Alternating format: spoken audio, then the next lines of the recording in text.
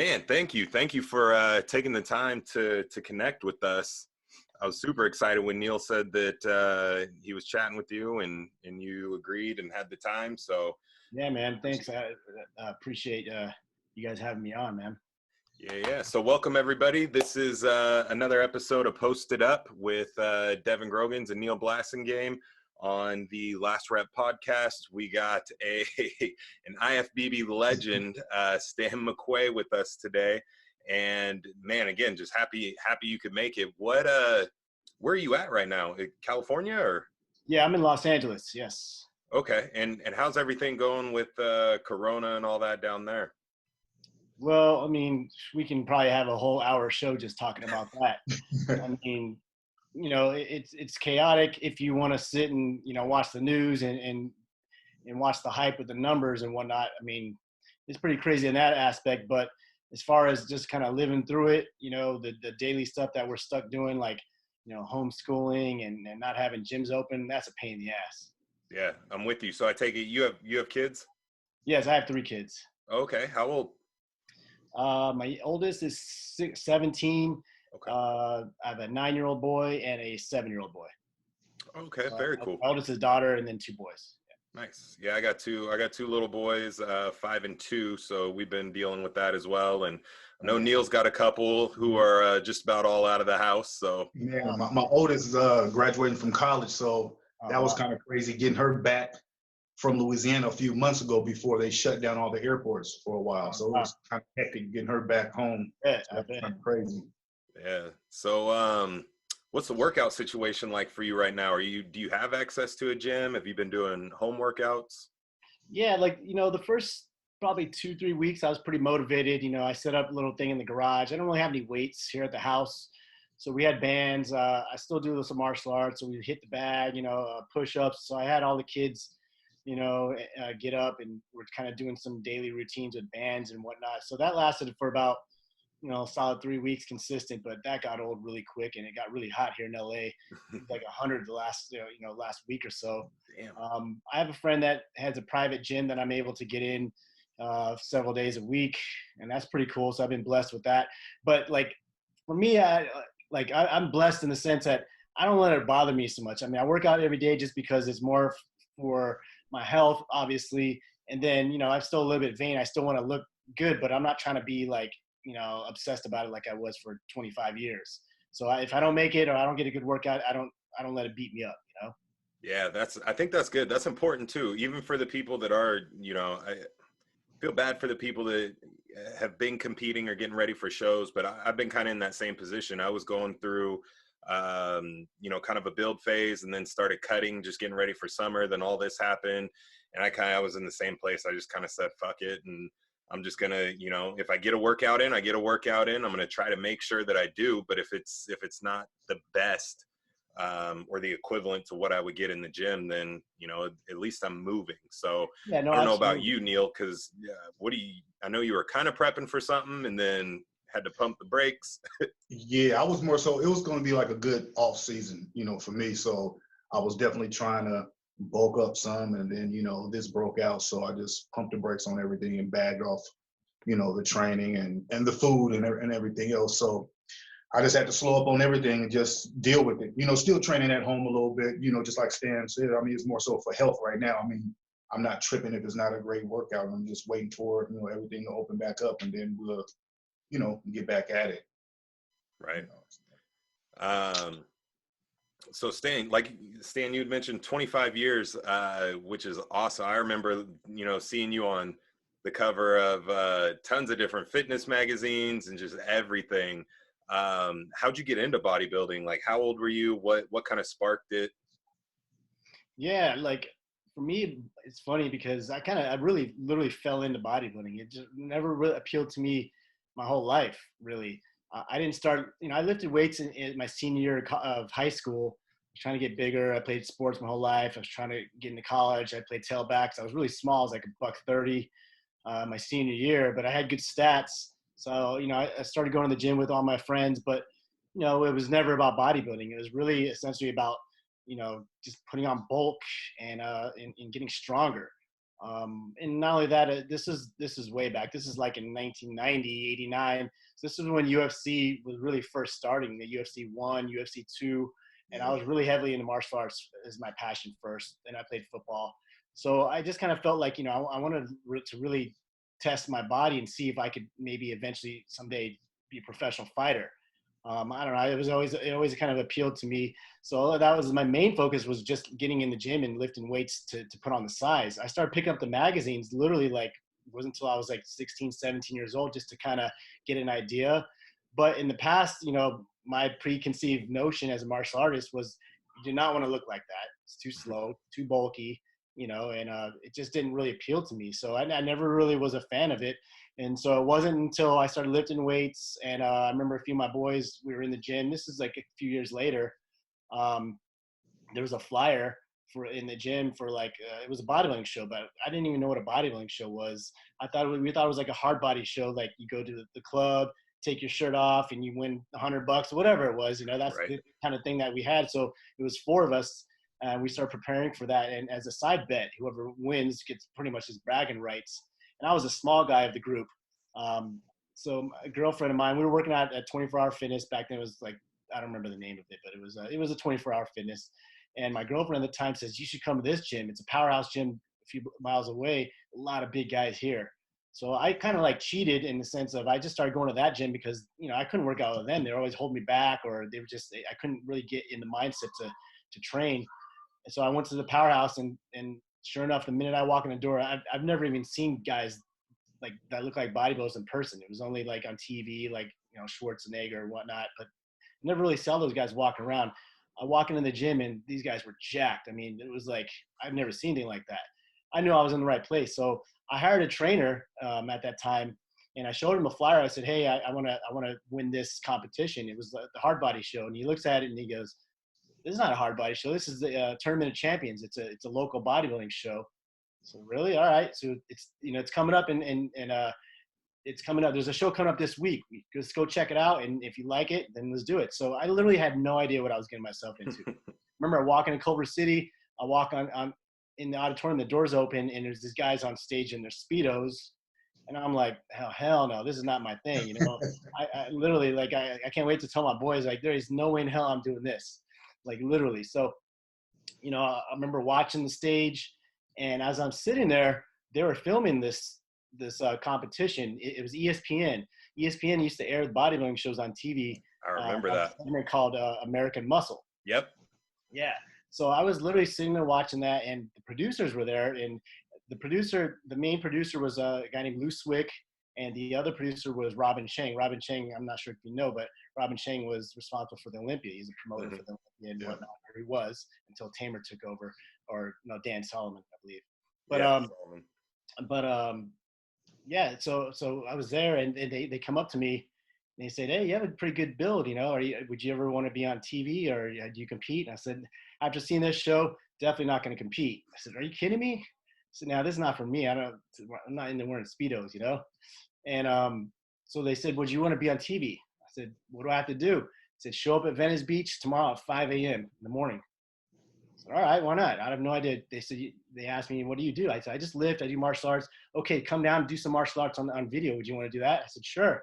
So literally I show up 5 a.m. on that Sunday morning, and the winner of that competition was there, and his name was Richard Jones.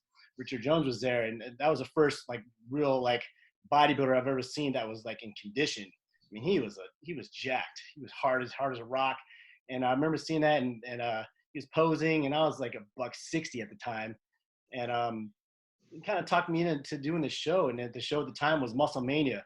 So Muscle Mania was a natural federation, still around today, and that's the natural federation that ESPN would put a lot of focus on. So like literally, they said, if you can get ready for a competition, we would like to document it, and we want you on this show, we'll sign you like today. I said, they'll sign me. I had no idea what that meant. Literally that night I had a contract sent to me, and it was really for me to compete in the Muscle Mania and really stay natural, don't use steroids and all this stuff. And at the time I didn't even know what steroids were. I really had no concern about that. So yeah, like literally I went back to that coach, hired him right there, got ready for my first show, which was the Muscle Mania. That's awesome. I love that story. Now, have you always had a coach? Did you get to a point where you were coaching yourself? As time When went I on. as becoming a bodybuilder, I've always had a coach. I mean, from day one, I hired that guy, and it was the best thing I've ever done. It was still to this day, I'd say he's the best coach I've ever had. Even in the industry, he doesn't train or coach bodybuilders anymore, but Mhm. he was a bodybuilder himself, and he was so hardcore, so strict. I was so blessed to have someone like that as my first instructor, because that laid the foundation with how I am with all my clients now, and how strict I can be and whatnot. So ever since then, yeah, I've hired different coaches throughout my career. I'm a student of the sport, so I always study. I'm still even studying even to this day. I'm on the internet till 2, 3 in the morning reading about stuff. So yeah, I hired a coach right then and there. Yep. That's awesome. Yeah. So with that, do you highly recommend like newer competitors to hire a coach versus doing it themselves? Yeah, I mean, I've been working out my whole life. I was lifting weights, for a couple of years up until that happened. Not with a coach, but with my boys. So I knew foundation stuff. I think everyone should get in the gym. They need to know foundation stuff, but it'll never hurt to hire a coach. I mean, Yeah. obviously it costs money to get a coach or even a private trainer. But I always recommend, I tell guys, you hire a trainer, but you don't need to hire a trainer for long term. Hire a trainer for 5 sessions. Get this guy to teach you every chest exercise that there is in a session, or your legs, your back, and absorb everything right then and there. You don't need to rely on a trainer, but hire someone that's in the gym that looks like they know what they're doing, and then have them teach you that stuff.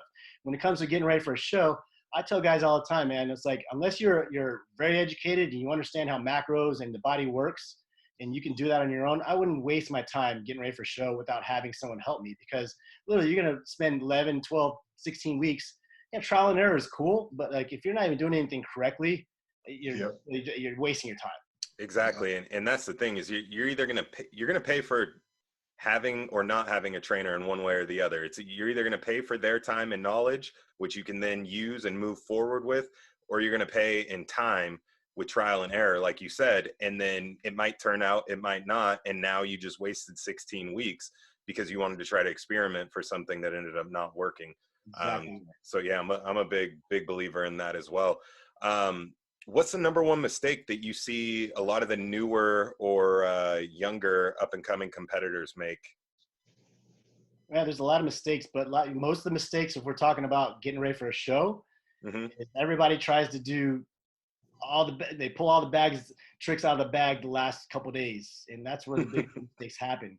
Or they're getting too insecure by staring at themselves in the mirror, and trying to, what can I do to get that edge that last couple of days, whether it's cut my water harder or eat more carbs to try to fill out more, take this drug because I think this is the one that you use at the end, all that stuff. Those where people really make the biggest mistakes. I've done it myself. Right. I think it's easy to do. So 25 years in the sport. At what point did you turn pro? I was looking through a few things online, and you had quite a few shows under your belt, it looked like, before you got your card. Yeah, I started competing in '96, and I competed natural for several years. I turned pro with Muscle Mania. I started traveling the world, but I wanted to test myself because I started to realize that there was another federation, which was the NPC. In Muscle Mania world, I was pretty big already. I was already on TV competing around the world. I was making money, but as a competitor, now I'm already hooked as a bodybuilder. I want to test my skills, so I literally did my first national show, which was in 2000. I did the USA's. I qualified for that, and I placed fourth my very first shot. I was like $170 maybe. I was pretty small as a middleweight, but it was pretty awesome being on that stage and seeing all the guys I'd seen in the magazines also. And from that point on, I knew that this is the route I wanted to go. So I started competing primarily in the NPC circuit. Right to the national level, because I'd already placed fourth my second NPC show. I won the USA's in 2002. And back then there was no pro cards for winning your class. The pro card at the USA's was only the overall winner. Overall only, yeah. So the competition was really, really tough, and at the national level, if you go to nationals, every category, the winner turns pro. So that one was notorious for getting more pros, but it was supposed to be a little bit harder, because if you're in a smaller weight class, that's where the top guys want to go is because you get the pro card there. So I won the USA's in 2002. Then I said, okay, I'm going to try and get my pro card. 2003, I went to nationals. I took second. 2004, I took second again. 2005, I said, you know what? I'm outgrowing this class, which was the middleweight 176.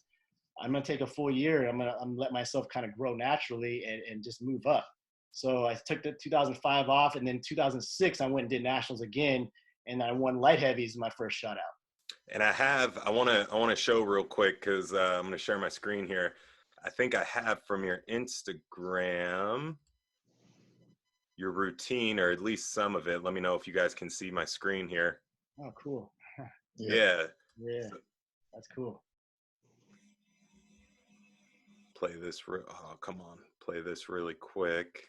If it'll go through. If not, I got the photos, but there we go. Oh, it looks like this is just call outs. Yeah. That's right. This is call outs. Yes. That's That's Charles all right. Dixon. Charles Dixon in the middle right Yeah, there. that's a big dude. Yeah. On the tank.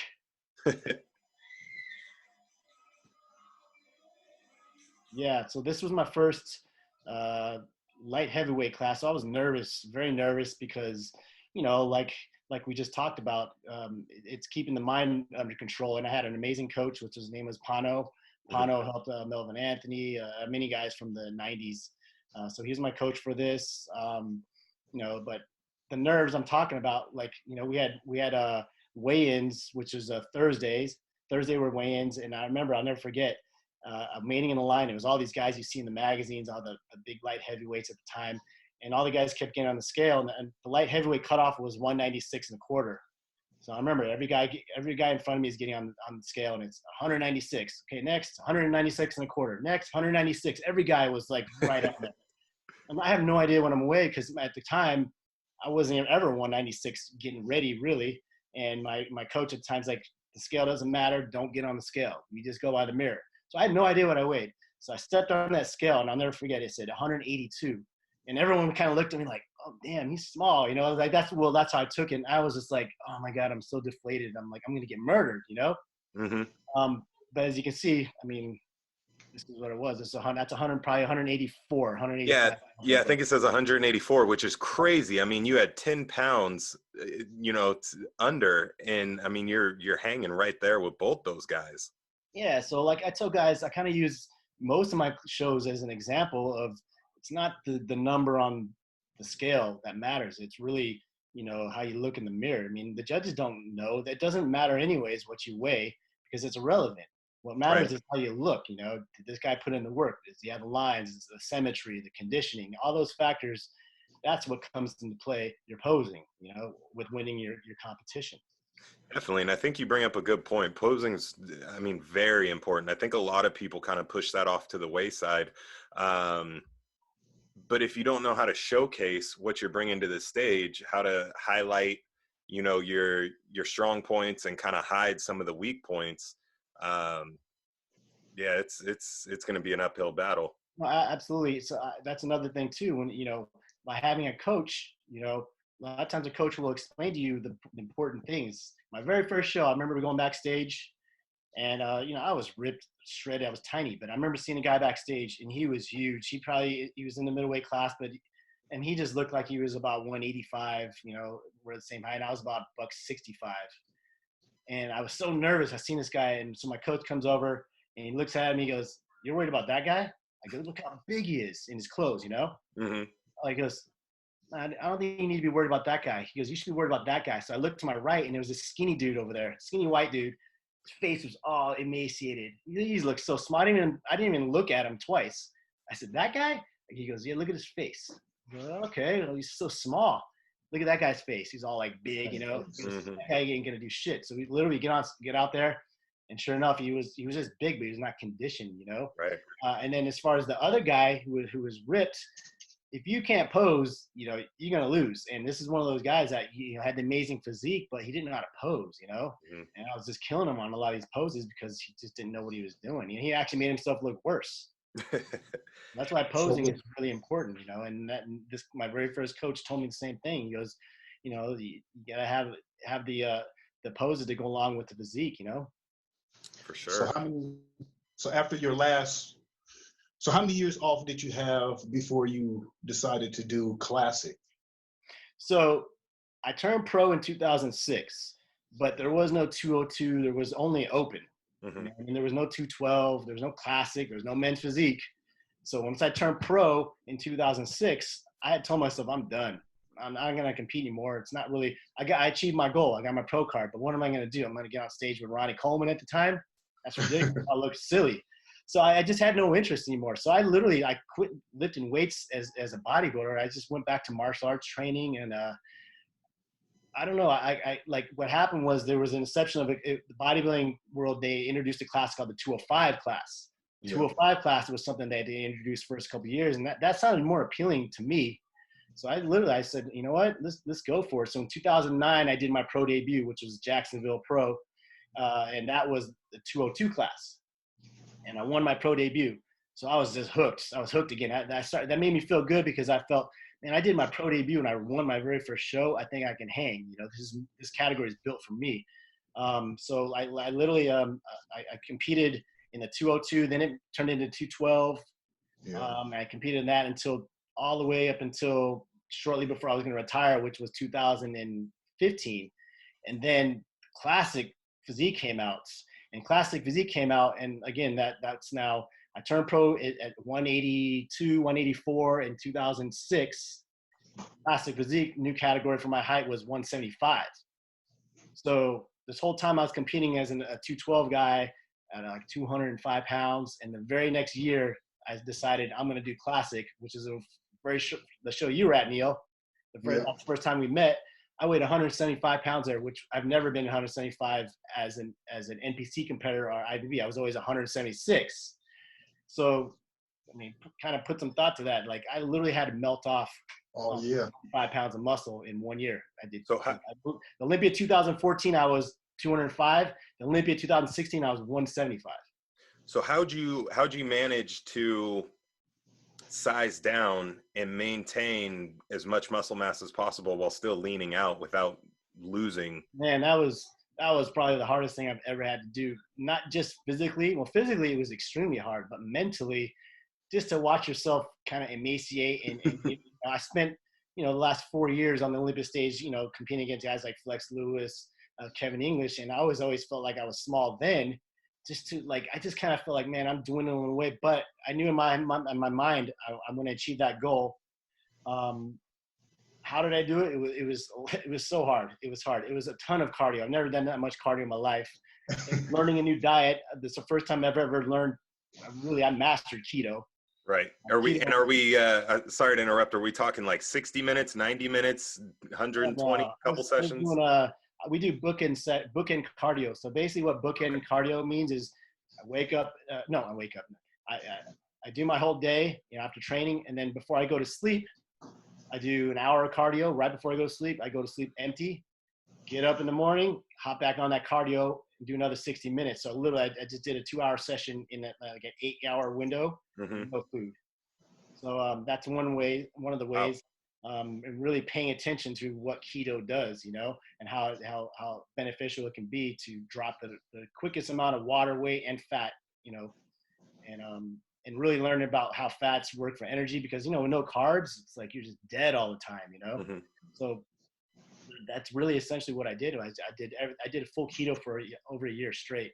Wow. And how were the pumps on that? Did you find that after a while they start to come back? Were you manipulating sodium? Absolutely. So in the beginning, it was horrible because, the energy, the pump, there was no pump, but I just kept telling myself, it's okay. The pump doesn't really make a difference right now. Our goal is to get weight down, scale weight and body fat. But it wasn't until maybe 3 months into it, man, the pumps were insane. Once I really started learning how to manipulate like sea salt and sodium and whatnot, that's a huge game changer, that part of the mistake. And also eating too much protein as well. To really being a true keto, a lot of the guys are eating, I'm doing keto, I'm eating just vegetables, fats, and protein. But then I took a look at their diet and they're eating too much protein. You have gluconeogenesis where your body is going to convert protein into carbs. Right. Eating too much. So we had to lower protein down. We were going like 4-ounce protein and a ton of vegetables, a ton of fat, and the pumps were insane. That's awesome. Um, what's I know. what's the biggest difference that you've seen? I mean, you've been in the game for a long time, so I would say even over like the last 10 years, what are some of the biggest differences you've seen just in the sport as a whole? Aside of, the industry has developed and advanced so much over the last 10 years with the new categories, just that alone. A lot of guys say, oh, the sport's gone downhill and whatnot, whereas I disagree. The sport is tenfold, having men's physique, whether you like it or not. I mean, it brought a lot of money back into the industry, having all the women's categories now. So I think it has developed, it has changed, it's improved.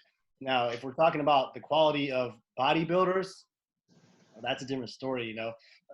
There's a lot of excellent bodybuilders, but you can really tell the difference. Maybe not so much 10 years, but let's say 15, 20 years, and the quality of the guys. There's a lot of big argument going around right now how the 90s bodybuilders are always bashing the new guys, saying they don't have the work ethic, or they all look like they're all full of drugs, or whatever. That I think a lot of factors come into play with that. Diets have developed different.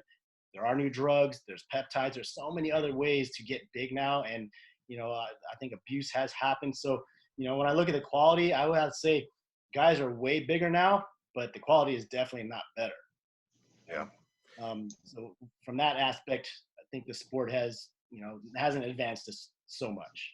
Yeah, you make a good point. And then you also talked about peptides, and there's SARMs out now, which it's funny because I get asked a lot of questions about SARMs and what they do and how they work. And I know that there's a lot of unknowns in them. From a professional standpoint, Neil, you can probably answer this too. Realistically, how much are these types of PEDs being used throughout the sport? I mean, from what I hear, very little to none.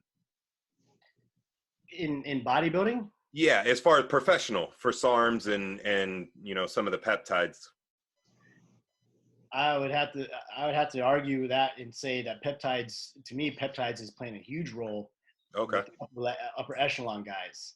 A lot of guys are still hip to it, even though everyone knows about it, because it's really a little more complicated to use than just taking a cc of something or popping a pill. I mean, you need to really know what you're doing when it comes to peptides and whatnot. But I think that is a huge reason why a lot of the guys are easily hitting over 300 pounds now, is they're learning, not just peptides, learning how to use IGF, Increlex, so many other drugs, along with insulin protocols. That's how guys are really getting big now.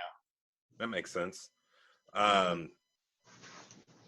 So business ventures, I don't want to take up too much of your time. I know, I think we got about 45 minutes or so. I need to upgrade before we get booted. But I did want to talk about what you have going on in terms of your coaching, other businesses you got going on. I know that you're with Dark Sport. You want to talk a little bit about that?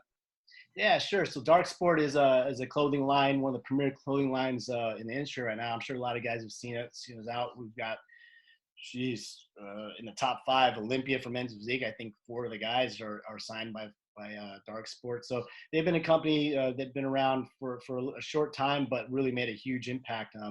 They're local guys out of Southern California. They own a bigger company, which is called Civil Regime.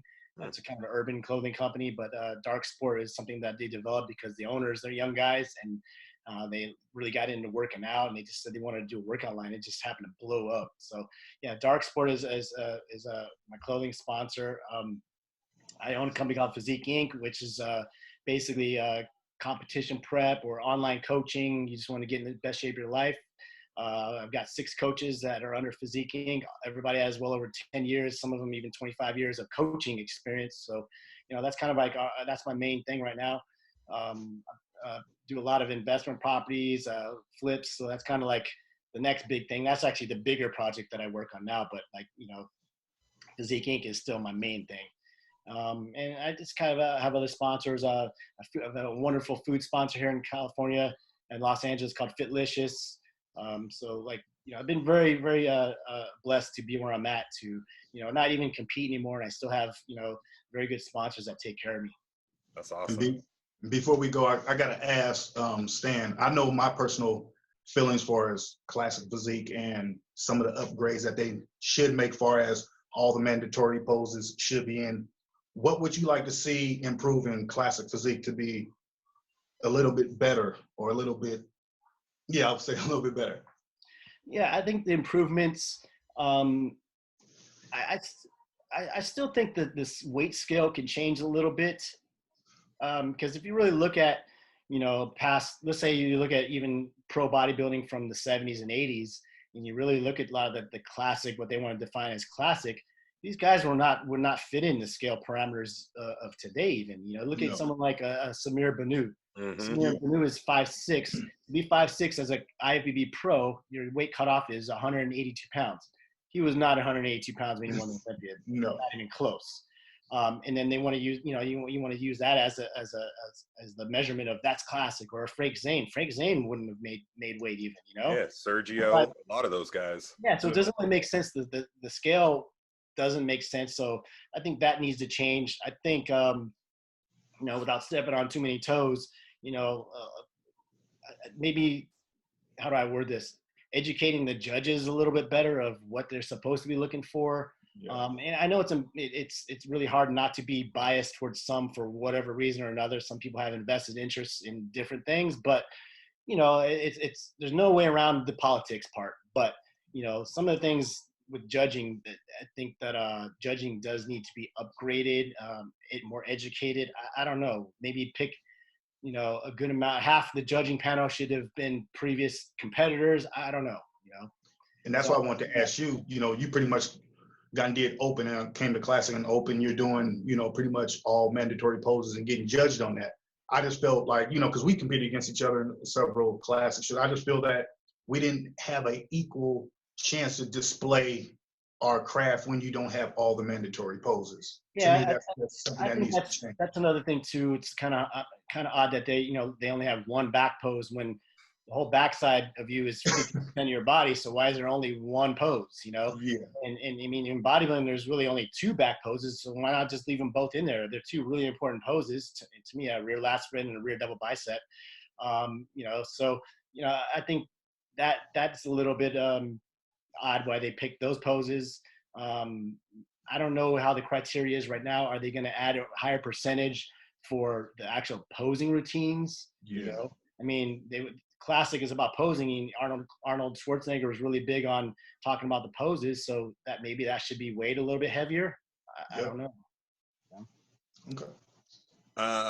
One other question I wanted to ask, because I'm sure you probably have quite a few competitors that you coach, and with everything that's going on with shows being canceled and pushed back all over the nation, we just had probably 3 of our main shows here in Oregon canceled. What are your thoughts on, or I guess I should say, what's your advice to the competitors whose shows have either been pushed back or have been canceled? Yeah, it's really unfortunate. Yeah, I've got a big handful of guys that are still dieting, kind of sitting in that waiting area where we're not really trying to get too cut up right now, but they're just kind of like eating strict. I tell guys, you just guys keep your head on straight and stay focused. Everything is going to come back. You don't want to just give up and stop working out. I tell guys right now, the main focus still got to be eating. As long as you're keeping your caloric intake up, you don't have to kill it in the gym, and do all the heavy movements that we were doing, but at least keep the blood flowing. At least whether it's doing some cardio or doing a ton of calisthenics, band work, all that stuff, it's still going to help. You need to eat the food. Get something that's going to pump the blood and the nutrients into those muscles so you at least stay where you're at, and don't regress. Right. Yeah, I think that's huge too. I mean, you hit a good point, is the food. I think a lot of people tend to overlook that, whether it's trying to get lean or trying to bulk. I don't know how many people have came to me and, I can't gain weight. Well, you're not eating enough food. Oh, but I eat X. And it's like, yeah, that's not enough food. Yeah, so definitely staying consistent on the diet. And I heard something really good. I don't remember where it was, but one of the other podcasts I listened to, they made a good point. They said as bodybuilders, we're always focused on a time, whether it's a date that we're trying to get ready for a show or a date that we're going to start bulking. But in between that, everything else always stays the same, and that's food regimen and training to the best of your ability, regardless of what it is. So I'm glad to hear that somebody of your stature agrees with that. Man, we're coming up right up on it. I thought I'd have a little bit more time to get through some questions, but we'll have to have you back on. Before we go, plugs. How can people get a hold of you if anybody's interested in coaching or anything like that? Where can they find you? Yeah, the best way would be through, let's say, Instagram. Most people have Instagram. It's Stan the Man McQuay, or you can contact us at Physique Inc. on Instagram, and our website is www.physiqueinc.net. Awesome, thank you. Well, again, I appreciate you coming on and spending time with us. Best wishes to you and your family during this time.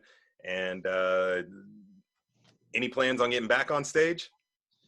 No, I have no interest anymore. You know, I take on so many clients. So literally, you know, when you're prepping guys to get ready for a show, it's equally as stressful. You know, especially that final week of these guys. I feel like I'm getting on stage, so I kind of live vicariously through them. I just don't have an interest to put myself through that type of training again. Right. And Stan, personally, I like to say, it was a pleasure, you know, competing with you a few times on stage. I mean, you're a legend, so it was a pleasure to be on stage with one of the greatest bodybuilders of our time. Yeah, I appreciate that. Yeah. It was a pleasure meeting you too. I remember seeing you backstage. I'm like, who the hell is this big ass guy? I never seen him before. Yeah. It's the same thing I say every time I see him, I feel like. Yeah.